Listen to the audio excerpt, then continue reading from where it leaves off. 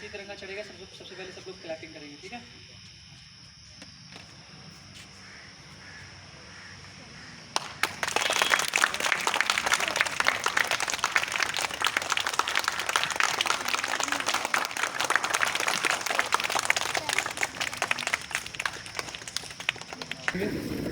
सावधान। जनगण मन अधिनायक जय हे भारत भाग्य विधाता। पंजाब सिंध गुजरात मराठा द्राविड़ उत्कल गंगा। विंध्य हिमाचल यमुना गंगा उच्चल जलधि तरंगा। तव शुभ नामे जागे तव शुभ आशीष मांगे। गाहे तव जय गाथा जन गण मंगलदायक जय हे भारत भाग्य विधाता। जय हे जय हे जय हे जय जय जय जय हे। भारत माता की जय। भारत माता की जय। भारत माता की जय। सब लोग अपने अपनी सीट पे बैठ जाओ।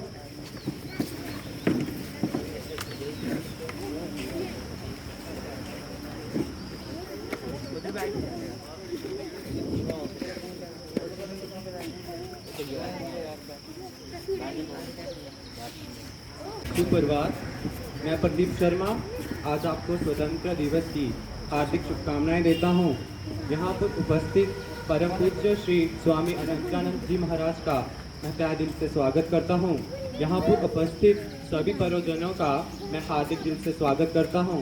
छोटे छोटे बच्चों में इतना उत्साह देकर हमें काफ़ी प्रसन्नता हुई। मुझे उम्मीद है कि आने वाले टाइम में भी देश के प्रति इनका ऐसा ही प्रेम बन के रहेगा। कार्यक्रम को शुरू करते हुए मैं स्वतंत्रता दिवस के ऊपर कुछ पंक्तियां पेश करना चाहूँगा। मुझे उम्मीद है कि आप ध्यानपूर्वक से सुनेंगे। मैं भारत माँ का सम्मान करता हूँ। मैं भारत माँ का सम्मान करता हूँ। भारत माँ की मिट्टी का गुणगान करता हूँ। मुझे चिंता नहीं है स्वर्ग जाकर मोक्ष पाने की। मुझे चिंता नहीं है स्वर्ग जाकर मोक्ष पाने की। भारत माँ का तिरंगा हो कफन मेरा। भारत माँ का तिरंगा हो कफन मेरा। बस यही अरमान रखता हूँ। भारत माँ हम सबकी शान हैं। हम इसके हनुमान हैं। नज़र उठाकर भी ना देख सके दुश्मन इसको। नज़र उठाकर भी ना देख सके दुश्मन इसको। हम हैं इसके और तिरंगा हमारी जान है।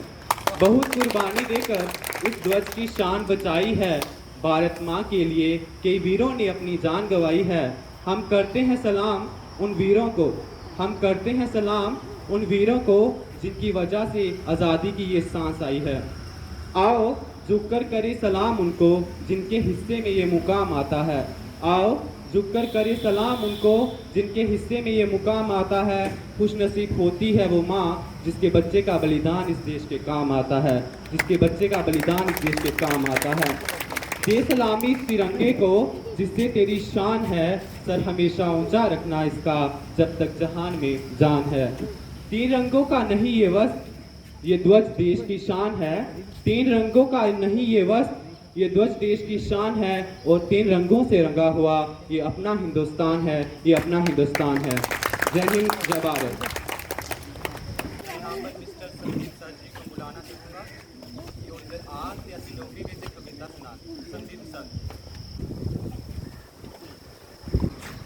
नमस्कार, मैं संदीप आज आप सबके सामने स्वामी विवेकानंद जी का भ्रमण की कहानी एक छोटी सी है वो प्रस्तुत करने जा रहा हूँ।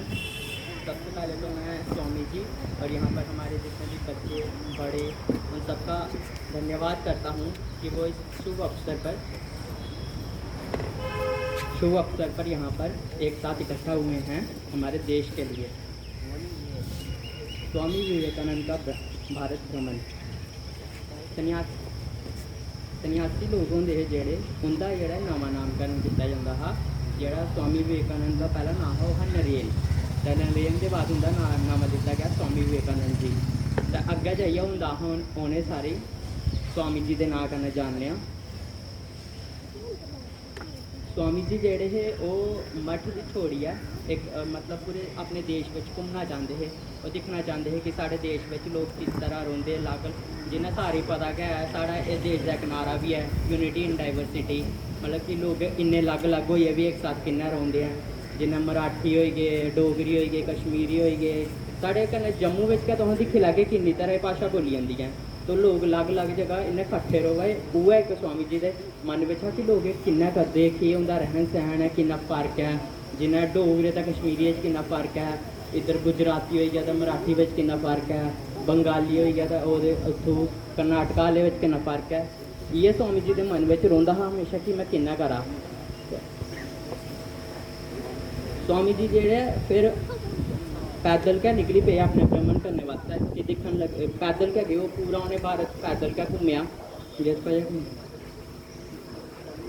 स्वामी जी कोल इक जोड़ी कपड़ा हा, इक करमंडलू हा ते इक दंड हा ते कुछ उ'नें कताबां पढ़ी ही अपने कन्नै जोह्दे कन्नै ओह् जगह जगह जाइयै घूमदे हे। स्वामी जी कदें झोपड़ी बिच रौंह्दे हे, कदें बड्डे बड्डे राजमहल कन्नै राजाएं कन्नै मिलदे हे। ते स्वामी जी जेह्ड़े ऐ भंगियें कन्नै बी रौंह्दे हे, राजाओं कन्नै बी रौंह्दे हे। उं'दा एह् निं हा कि मैं बड्डे कन्नै र'वां कि निक्के कन्नै र'वां, ओह् हमेशा एह् हा कि कुदै ना कुदै उ'नें जित्थै कुटिया लब्भी जा कन्नै ओह् भिक्षा मंगियै रुट्टी खंदे हे। इक बार दी गल्ल है कि जिसलै स्वामी जी जेह्ड़े वाराणसी दे मंदर दा बाह्र आवा दे हे, उस बेल्लै कुछ बांदरें जेह्ड़ा उं'दा रस्ता रोकेआ, उ'नें घेरा पाई लेआ। ते हून बांदर जेह्ड़े हे ओह् स्वामी जी घेरा पाइयै खड़ोई गे हे, मगर स्वामी जी जेह्ड़े थोह्ड़े डरी गे उं'दे कोला कि इन्ने सारे बांदर ऐ ते में इं'दे बिच फसी गेआ ते होना केह् फिर मेरा। ते स्वामी जी बल्लें बल्लें चली नट्ठन लगी पे उं'दे कोला। उत्थूं गै इक सन्यासी हा खड़ोतेआ, उन्नै स्वामी जी दी ओल्लै गै बोलेआ, आखेआ रुकी जा, अग्गें नेईं इं'दा सामना कर अज्ज तू खड़ोइयै। स्वामी जी ओल्लै पिच्छें पलटे ते उ'नें बांदरें गी जिन्नै दिक्खेआ बांदर नट्ठी पे। बांदर ने इद्धर मुड़ियै नहीं दिक्खेआ कि एह् बंदे कोला अस कल्ला ऐ तां अस इं'दे उप्पर भारी पौगे, नेईं। ओह् इन्नी जेह्ड़ा आत्मविश्वास होंदा ओह्दे अग्गें हर कोई हारी जंदा ऐ। ते इसी तरीके कन्नै जेह्ड़े साढ़े देश दे सेनानी हे उ'नें अंग्रेजें गी इसी तरीके कन्नै नठाया हा। अंग्रेजें गी तुस समझी सकदे हो बांदर, ते जेह्ड़े साढ़े सेनानी हे उ'नें समझी सकदे हो स्वामी जी। बस इन्ना गै मैं आखना चाह्न्नां कि असें सारे अपने देश वास्तै उन्ना गै खड़ोना ऐ ते अग्गें डटे रौह्ना। हून साढ़े देश बिच जि'यां बड़ी सारी परेशानियां आंदियां, करोना ऐ, कुछ ऐ, करप्शन है, जेह्ड़ा किश मर्जी है, लेकिन असें जेह्ड़ा डटे रौह्ना उं'दे अग्गें। असें स्वामी जी दी राह पर चलना ते स्वामी जी लेखा बनियै दस्सना ऐ। स्वामी जी ने आखेआ हा मिगी छड़े 1000 मुड़े चाहिदे जेह्ड़े पूरे देश बिच खड़ोइयै नी पूरे देश गी बदली सकदे हैं। तां असें कहो 1000 मुड़े, कुड़ियां भी, मुड़े नहीं छड़े कुड़ियां भी होई सकदियां, युवा चाहिदे उ'नें। तो असें ओह् युवा बनियै दस्सना ऐ ते लोकें गी दस्सना कि भारत देश केह् है। भारत माता की, भारत माता की। धन्यवाद संकीर्त जी। एक बार जोरदार तालियों से फिर से इनका उत्साह बढ़ाइए। मैं यहाँ पर मानसी देवी को बुलाना चाहूँगा कि वो यहाँ पर आके भजन बोले। मानसी देवी।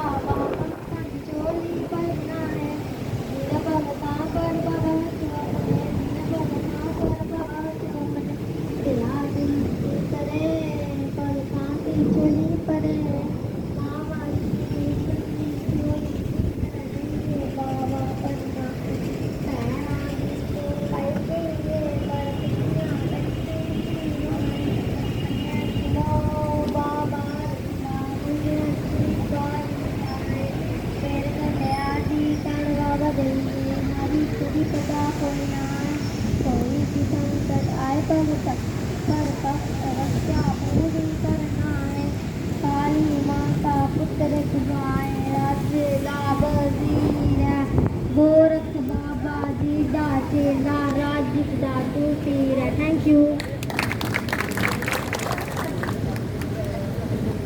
बहुत ही सुंदर प्रस्तुत एक छोटी सी बच्ची का। अब मैं केतन सर को बुलाना चाहूँगा कि वो आए और यहाँ पर हम एक हिंदी पोइम सुनाएं। केतन सर। अब मैं अपनी कविता पढ़ने जाऊंगा। इसका नाम है दूरंदेश। ये कविता कुछ इस प्रकार है कि अनर्थ को व्यर्थ न समझो, इस भारत की नीति को निरर्थ न समझो, है 1000 वर्षों का इतिहास यहाँ, उसकी पात्रता को तुम ढोंग न समझो, थे जहाँ तुम डगमगाते, इस संस्कृति को तुम उपहास न समझो, है मेरुदंड सटीक हमारा, मेरुदंड मतलब बैकबोन, है मेरुदंड सटीक हमारा, अपने भारत की शिकस्त को समझो, इस मस्तक के तिलक की ताकत, ब्रह्म के ज्ञान की मुझ में विलीनता को समझो, हे वेद व्यास शंकराचार्य जैसे जहाँ महाज्ञानी, वो बूंद नहीं सागर है रे अभिमानी, उसके चरित्र पर संदेह करने वालों, नर के नारायण वाले ज्ञान को समझो, तेरे धर्म को मैंने कब हानि कहा, जो तूने मुझको चरित्र विहीन कहा, अरे समझ जा आज भी तू, न भंग कर अध्यात्म तू, मैं पूर्व हूँ उदय स्वभाव है मेरा, मैं पूर्व हूँ उदय स्वभाव है मेरा, तू दक्षिण है डूबता कपाल है तेरा, मिट जाएगा ना नामो निशान होगा, मिट जाएगा ना नामो निशान होगा, इस आग को न जला बुरा परिणाम होगा, समझा रहा हूँ क्योंकि यही मुझे सिखलाया है, मेरी रीति ने मुझे वसुदेव कुटुंबकम का पाठ सिखलाया है। धन्यवाद।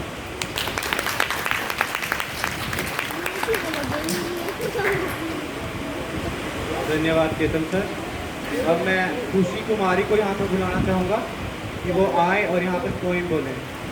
हम सब सुमन एक उपवन थे, एक हमारी धरती जिसकी धरती में हम जन्मे हैं, मिली एक ही धूप हमें, सिंचे गए हम एक जल से, पले हुए हैं झूल झूल कर एक पवन के पन्ने में, एक हमारा सूरज जिसकी किरणें होती चली, एक हमारा चांद चांदनी जिसकी हम सबको नहलाती, मिली एक ही धूप हमें, जिसकी हम सबको नहलाती, मिली एक से पर हमें भव्यों के मीठे गुलशन के रंग रंग के रूप हमारे अलग अलग हैं, प्यारी प्यारी हम सबसे मिलते हुए तो इस उपवन की शोभा सारी।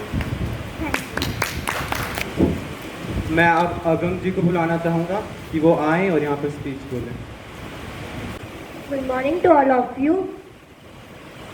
Today we are gathered here for celebrating Independence Day. Independence Day is celebrating on 15th August of every year. It is a national day for every Indian. This day we remember the great struggle of freedom. This day we remember the sacrifice of our great freedom fighters. Every state and union territory of our country celebrates this day with great enthusiasm. Thank you. धन्यवाद आगम जी। अब मैं सुमित जी को बुलाना चाहूँगा कि वो आए यहाँ पर स्पीच पेश करें। Good morning, respected chief guest, sir and all my dear friends. A very happy Independence Day to all. My name is Sumit and today I want to tell paragraph on Independence Day. India gained independence from British rule on August 15, 1947. As India freed herself from the cultures on the British Empire, the whole country rode in happiness, marking the region of an independence and free and away from the terror rule of 200-year British rule. There is a big celebration every year in New Delhi at Rajpath, where the national anthem is sung after the Prime Minister hoists the flag. Also a salute is given to the national flag by firing 21 guns with the national anthem, and flowers are also showered via helicopter. All the forces take in parades in the end. We can merrily saw that 15 August is solely about freedom. Jai Hind, Jai Bharat. धन्यवाद सुमित जी। अब मैं विशाली जी को बुलाना चाहूँगा कि वो आएँ और हमें एक गाना प्रस्तुत करें। Good morning everyone. A very happy Independence to everyone. आज इंडिपेंडेंस डे है तो मैं चाहती हूँ कि मैं गाना गाऊँ। ए वतन वतन मेरे आबाद रहे तू, ए वतन वतन मेरे आबाद रहे तू, मैं जहाँ रहूँ जहाँ में याद रहे तू, मैं जहाँ रहूँ जहाँ में याद रहे तू, ए वतन मेरे वतन, ए वतन वतन मेरे आबाद रहे तू। Thank you. मैं एक चीज़ बोलना चाहूँगी सर, मैं ये बोलना चाहती हूँ कि मैं हमेशा से एक आर्मी बैकग्राउंड फैमिली से बिलोंग करती हूँ। तो मैं जानती हूँ कि इंडिपेंडेंस डे और फ्लैग का क्या इम्पोर्टेंस है। तो मैं चाहती हूँ कि हमेशा हर बच्चे को ये चीज़ इस चीज़ की अहमियत होनी चाहिए कि हमारा देश कैसे आज़ाद हुआ है, कितना कंट्रीब्यूशन रहा है हर एक फौजी का, हर एक उस देश, हर एक जिन्होंने कंट्रीब्यूशन दिया, चाहे महात्मा गांधी जी हो, चाहे हमारे देश के महान लोग हों, जैसे कि बहुत सारे आर्मी के वेटरन्स हैं, जैसे कि आप सब लोग जानते ही होंगे कैप्टन विक्रम बत्रा, हर बच्चा उनको जानता है। तो मैं चाहती हूँ जो नहीं भी जानते हैं वो ज़रूर उनको जाने कि किस तरह से इन लोगों का कंट्रीब्यूशन रहा है हमें आज़ाद कराने में। और हम लोग बहुत गर्व फील करते हैं, और इनफैक्ट मैं क्या हम सब लोग बहुत प्राउड फील करते हैं कि हम लोग इंडिया का पार्ट हैं। तो जय हिंद, जय भारत, थैंक यू। धन्यवाद विशाली जी। मैं पूजनीय Swami Anantanand ji Maharaj, assistant secretary Ramakrishna Mission Jammu, मैं आप सबसे अनुरोध करूंगा कि जोरदार तालियों से महाराज जी का स्वागत करें, और मैं महाराज जी का अनुरोध करूंगा कि वो आएं और हमें स्वतंत्रता दिवस पर ज्ञान प्रदान करें।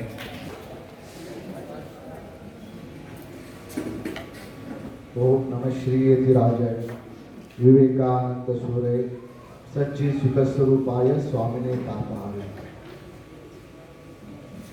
आज बड़ा ही हर्ष और उल्लास का दिवस है कि जो आज हम भारत की स्वाधीनता के 75वें वर्ष को मना रहे हैं, और यह विशेष दिन है हम सबके लिए, और जिनके बलबूते पे, जिनके बलिदानों के ऊपर हमें ये स्वाधीनता मिली, जिन्होंने अनेक हमारे स्वातंत्र वीर सेनानियों ने हमारे भारत के आज़ादी के जो बलिदान दिया है, उनके स्मरण करने से हमारे में प्रेरणा जागृत होती है। इसलिए यह स्वाधीनता दिवस हम मनाते हैं, क्यों उनकी याद कि अगर वे नहीं होते, वे अपने जीवन का अगर बलिदान नहीं देते, तो आज भी हम पराधीन होते। तो इसलिए उनका स्मरण करना यह बहुत अनिवार्य है। हम कहीं भी हो, भारत में घर में भी हो, जैसे बुजुर्ग हो, फिर भी हम जहाँ भी हो वहाँ 15 अगस्त 26 जनवरी के दिन हम राष्ट्र गीत जहाँ भी मनाया जाता है, जहाँ भी उसका गीत गाया जाता है, वहाँ जाकर हम आदरांजलि दें, श्रद्धांजलि दें। देश को चलाने के लिए या समाज को चलाने के लिए भेड़ियों की जरूरत नहीं होती, सिर्फ शेर की जरूरत होती है। और हम देखते हैं जंगल में बहुत कम शेर होते हैं, और उन्हीं का जो दबदबा पूरे जंगल में रहता है, उसी के ऊपर जंगल का राज्य चलता है।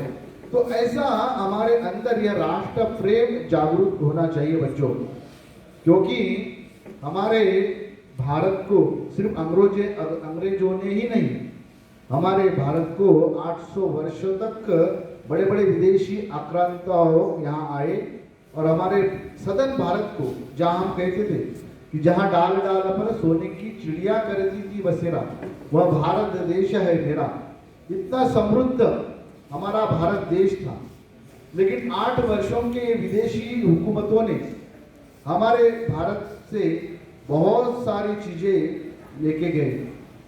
हमको याद है मोहम्मद गजनी जो भारत में 16 बार आया, 16 बार एक समय में वे भारत में से संपत्ति नहीं ले जा सका।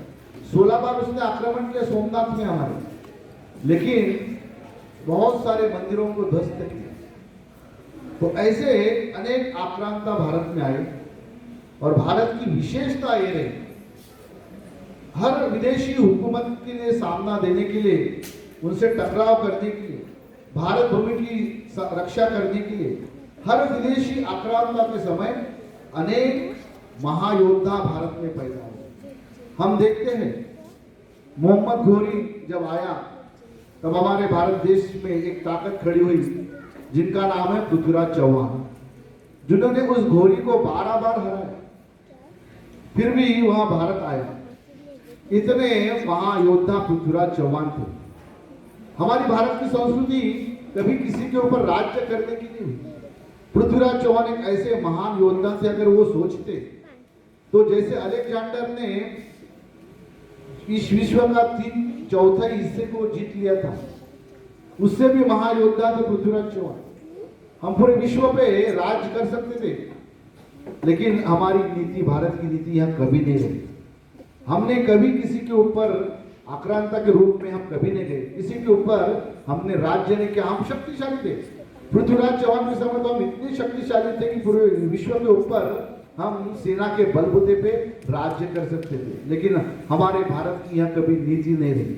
हमने देखते रामायण में प्रभु श्री रामचंद्र ने लंका के ऊपर विजय प्राप्त की, वो अन्याय के खिलाफ एक युद्ध था, लेकिन उस लंका पे विजय प्राप्त करने के बाद भी राम ने उस राज्य को नहीं भोगा, नहीं प्राप्त किया, उन्होंने वह राज्य विभीषण को दे दिया। तो यह हमारी संस्कृति है, यह हमारी परंपरा है। तो ऐसे विदेशी आक्रांतों को 800 वर्षों से हम देखते हैं, 13वीं शताब्दी से एक एक आक्रांता आते गए, एक एक महायोद्धा उनके टकराव में खड़े हो गए, और बाद में हम देखते हैं सबसे बड़ा क्रूर शासन रहा हमारे भारत में, वह रहा मुगल का शासन। उसने हमारे भारत की संस्कृति को हिलाने की चेष्टा की, भारत में जड़े रोने की उसने हिम्मत की, लेकिन उस समय हम देखते महाराणा प्रताप जैसे महायोद्धा सामने आए, जिन्होंने उनके जड़े भारत में मजबूत नहीं होने। बाद में हम देखते महाराष्ट्र से शिवाजी, छत्रपति शिवाजी महाराज आते हैं। मुगलों में औरंगजेब को कहता है, हम देखते हैं उस समय औरंगजेब कहता है कि यह एक शिवाजी महाराज जिसका साम्राज्य तो बहुत छोटा है, सेना तो बहुत कम है जिसके पास, लेकिन मैं जितने बार उसके ऊपर आक्रमण कर रहा हूं उतने बार वह उसका साम्राज्य बढ़ा रहा है। ऐसे शिवाजी छत्रपति महाराज ने मुगल को जो उनके जो नींव यहाँ भारत में वो मजबूत करना चाहते थे, उस नींव को बड़ा झटका दिया। तो ऐसे समय समय पे हमारे भारत में इन विदेशी आक्रांताओं के साथ युद्ध करने के लिए महायोद्धा पैदा हुए, और उनका स्मरण करना आज हमारे लिए अनिवार्य है। बाद में ईस्ट इंडिया कंपनी ने हमारे भारत में आने की आई, व्यापार की दृष्टि से आई, लेकिन इन्होंने हमारे भारत के किसान वर्ग है, गरीब वर्ग है, इन पे बड़ा अत्याचार शुरू किया। तो यह इतिहास हमको पता नहीं है, बहुत बड़ा इतिहास है हमारे भारतवर्ष में। हम देखते भारतवर्ष ऋषियों की परंपरा है, सन्यासियों की परंपरा है, फकीरों की परंपरा है। तो 1770 में जब इस ईस्ट इंडिया कंपनी ने हमारे भारत के ऊपर, ये British company east India company ने जब भारत के ऊपर किसानों के ऊपर अत्याचार शुरू किया, जमींदारों के ऊपर अत्याचार शुरू किया, तब यह हमारे भारत के सन्यासी नागा साधु, आप गूगल पे या यूट्यूब पे आप डालिए 1770 सन्यासी रिवॉल्ट करके, सन्यासियों का विद्रोह।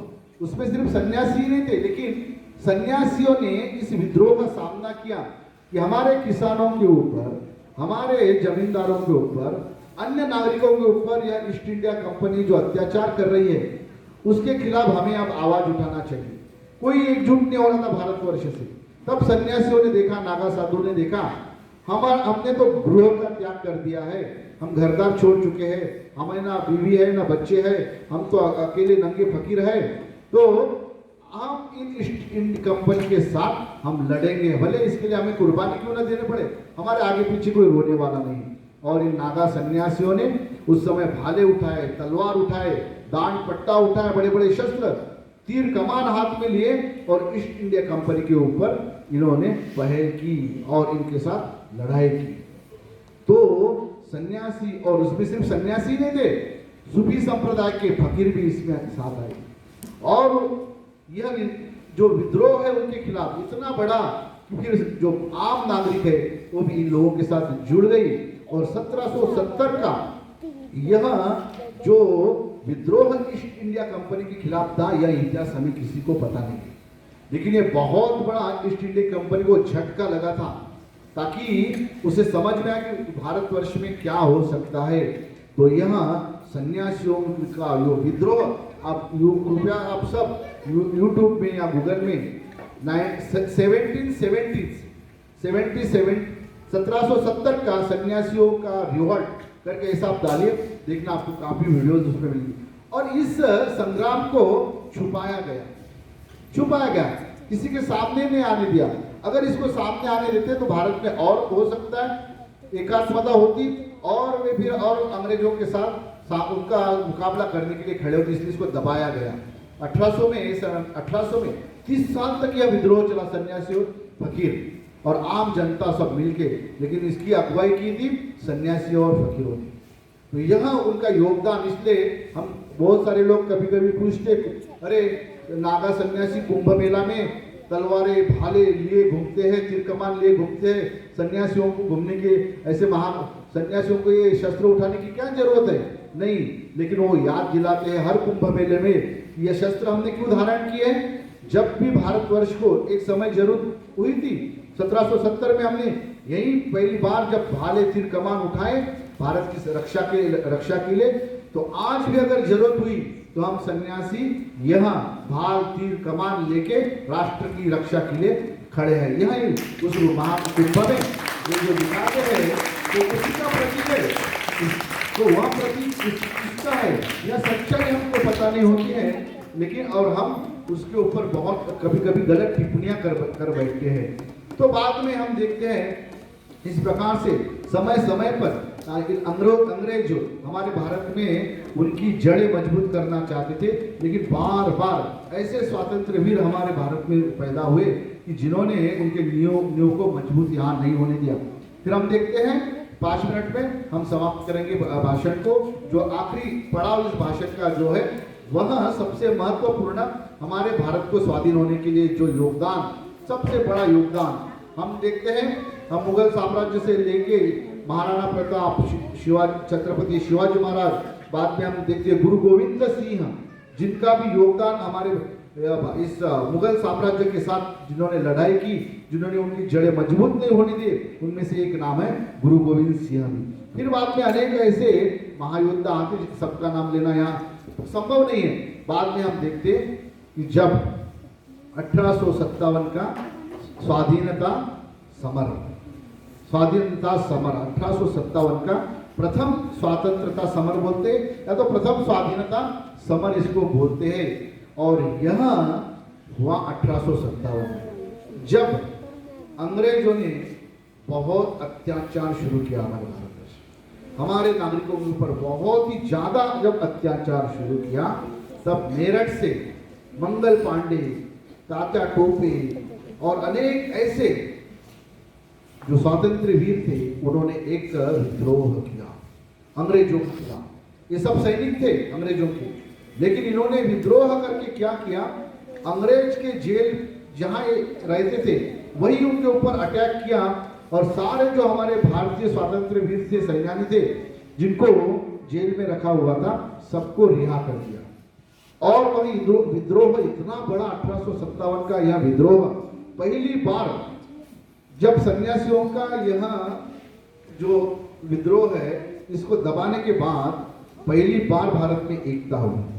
1800 के बाद 1857 साल लगे भारत को एकजुट होने के लिए, और ये जो 1857 में भारत एकजुट हुआ, संपूर्ण भारतवर्ष में ऐसा कोई राज्य नहीं था कि जहां से इस विद्रोह की ज्वाला नहीं हुई हो। सारे राज्य से ये जो 1857 का यह जो विद्रोह हुआ, तो अंग्रेजों के खिलाफ इसने एक बहुत बड़ी ज्वाला प्रज्वलित कर दी, बहुत बड़ी ज्वाला प्रज्वलित कर दी। और अंग्रेजों को समझ में आया कि हाल में जो हमारे पास अंग्रेज का सरकार है, वह इनके सामने टिक नहीं सकता। और उन्होंने, जिस हम देखते हैं कि मंगल पांडे, इन्होंने बड़े बड़े उनके अंग्रेजों की हत्याएं की, इसलिए उनको फांसी पे भी जाना पड़ा। मंगल पांडे है, उसके बाद में तात्या टोपे है, इन लोगों ने इतना बड़ा योगदान दिया। अच्छा, इतना ही नहीं, आप यहाँ बहनें बैठी है, उनको भी बड़ा गौरव होना चाहिए आज कि सिर्फ पुरुष ही नहीं। तो इसमें हम देखते हैं झांसी की रानी, वही 1857 का ही है विद्रोह में, झांसी की रानी, जिन्होंने अंग्रेजों को कहा, अंग्रेजों ने कहा कि आप हमारे झांसी विलय कर दीजिए हमारे में। झांसी की रानी ने क्या कहा, आपको हम सबको याद है उसका वाक्य क्या है, मैं मेरी झांसी नहीं दूंगी, मैं मेरी झांसी नहीं दूंगी। झांसी का वह साम्राज्य अंग्रेज हड़पना चाहते थे, उसने कहा नहीं, मैं नहीं दूंगी।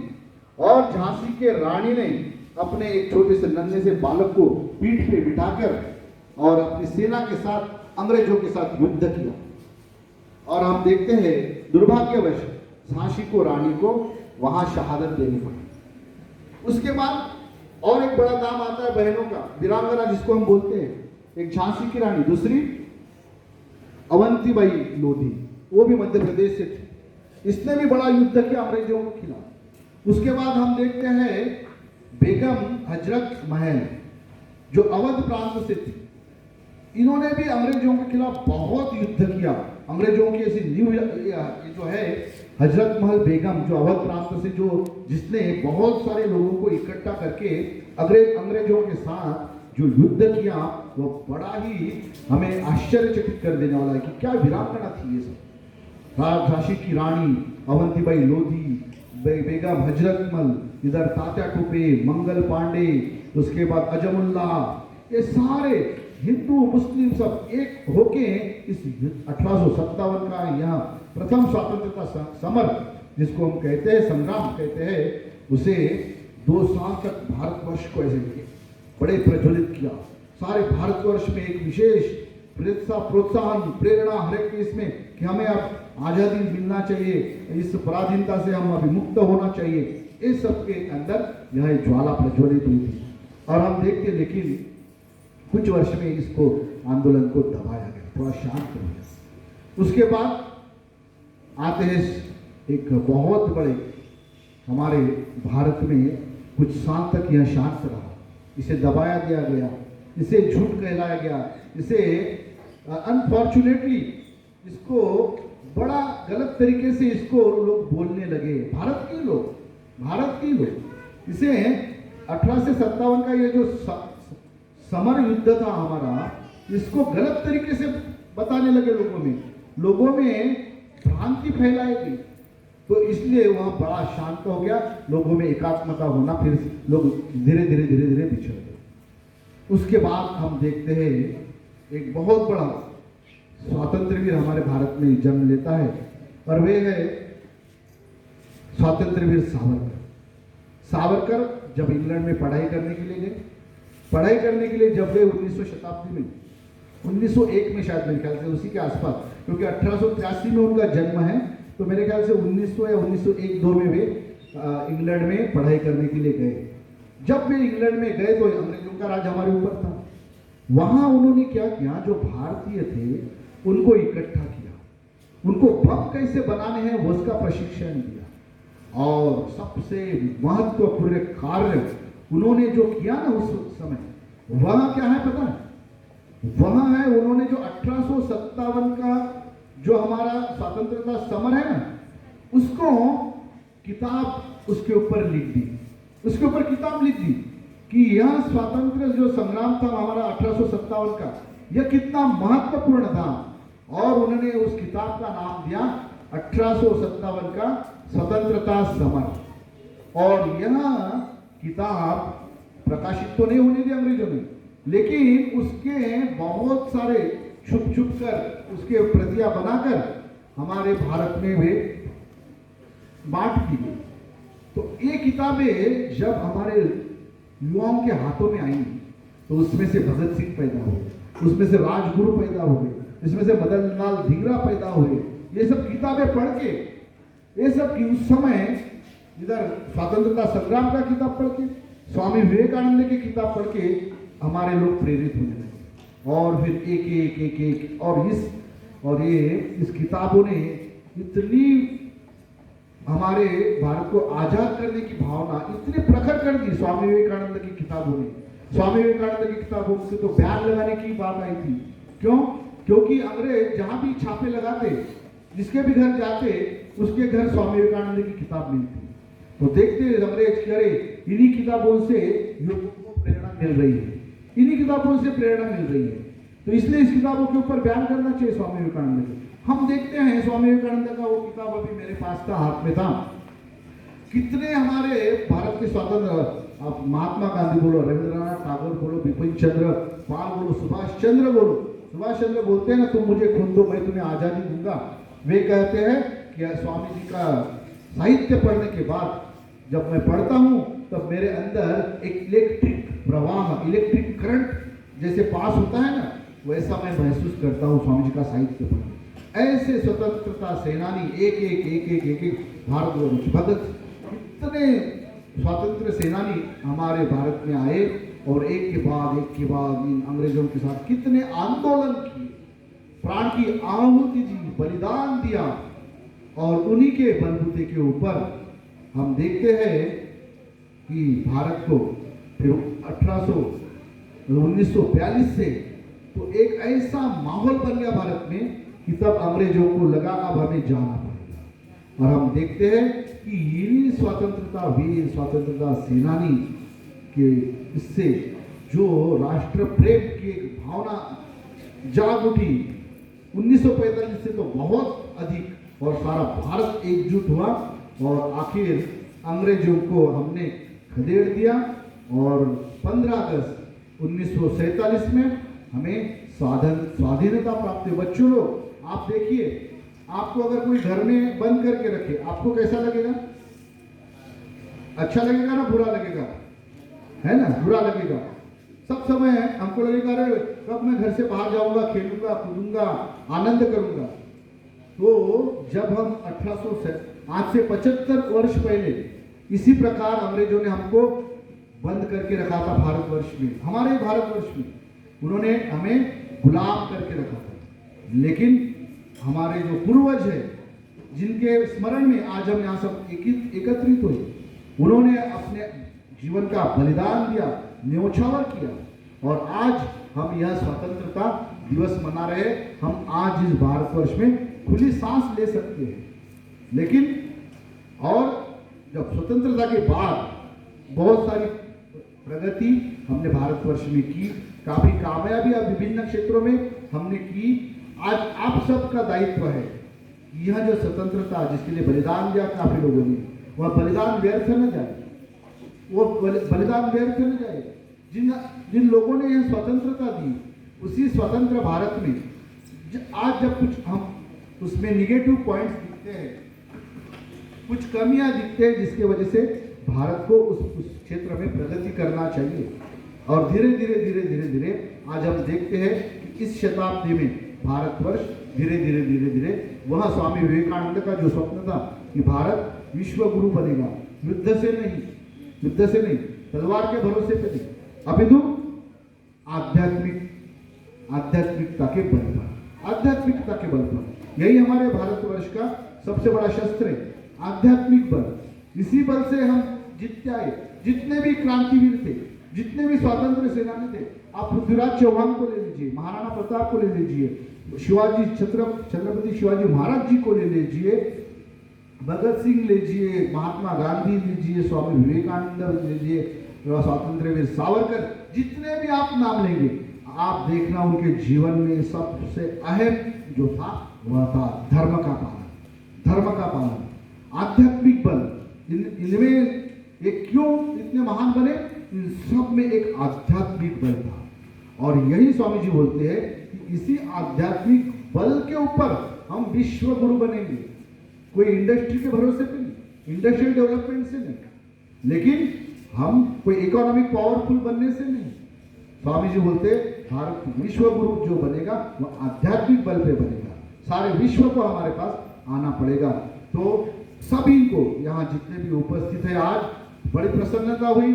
जैसे हमारे बहन वैशाली ने बड़ा जिक्र किया कि वो उसने सोचा नहीं था कि इतने सुंदर तरीके से इस प्रोग्राम को यहाँ मनाया जाएगा। और मेरा भी पहला ही वर्ष है जब मैं ऐसे प्रोग्राम में यहाँ पे हूँ। और सचमुच में हमारे ये जो जितने भी वॉलेंटियर्स है जिन्होंने इस प्रोग्राम को यह सक्सेसफुल बनाया, और जितने मैं देखा छोटे छोटे बच्चियाँ कितने सुंदर तरीके से यहाँ आ रही, कोई नृत्य कर रही, तो कोई कविता बोल रही, कोई 1 मिनट का क्यों ना हो स्पीच दे रही। मैं तो जब 8वीं कक्षा में था तब जब मैं पहली बार स्पीच दिया तो मैं ऐसे मेरे हाथ पर हिल रहे थे। आप लोग तो कितना कॉन्फिडेंटली यहाँ के सुंदर सुंदर बातें करते हैं। तो यहाँ एक बहुत सराहनीय चीज़ है। आप सबको मैं बधाई देता हूँ कि आप लोगों ने इतना सुंदर इसमें पार्टिसिपेशन किया। और जितने भी हमारे वॉलेंटियर्स हैं, कल से देख रहा हूँ प्रोग्राम बनाना, एजेंडा बनाना, क्या क्या लाना है, बच्चों को क्या खिलाना है, प्रोग्राम के बाद सारी तैयारियां आप देखेंगे। अभी बहुत अच्छी अच्छी चीज़ें आपको ये भाई लोग सब खिलाएंगे, बराबर है ना। तो ये सारी कल से ये लोग चिंता कर रहे, प्रोग्राम बना रहे, साफ सफाई कर रहे। तो ये हमारे सब वॉलेंटियर्स लोग, उनको भी मैं इस स्वाधीनता दिवस पे आप सबको, हमारे वॉलेंटियर्स को, छोटे छोटे नन्हे बच्चे आए हैं, कुछ पेरेंट्स आए हैं, स्टूडेंट्स हैं, इन सबको आज इस 75वीं वर्ष के स्वाधीनता दिवस के ऊपर सबको शुभकामना देते हुए सब में राष्ट्र प्रेम प्रवाहित हो, इस कामना के साथ मैं मेरे वाणी को विराम देता हूँ। धन्यवाद।